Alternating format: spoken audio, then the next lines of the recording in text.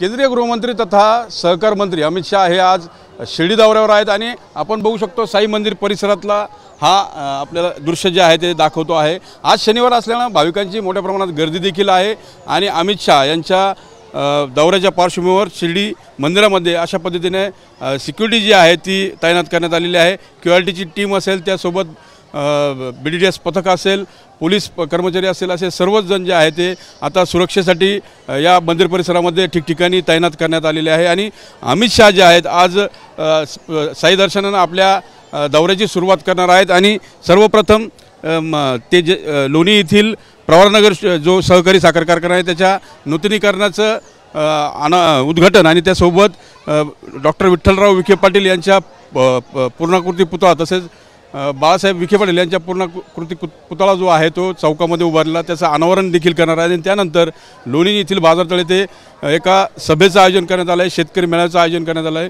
मात्र अमित शाह येणार त्यामुळे मोठ्या प्रमाणात सुरक्षा जी आहे ती मंदिर परिसरामध्ये आत्ता पाहायला मिळते।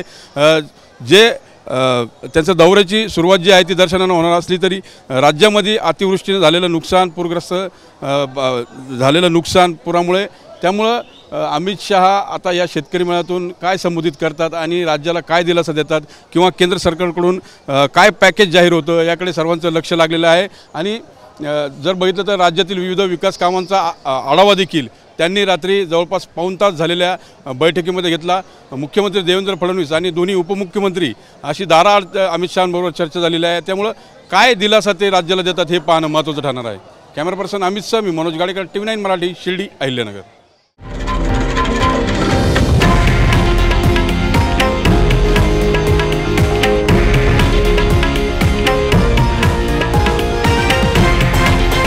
हे आहे देशातील नंबर 1 न्यूज नेटवर्क आणि आपण पाहत आहात TV9 मराठी, एकमेव।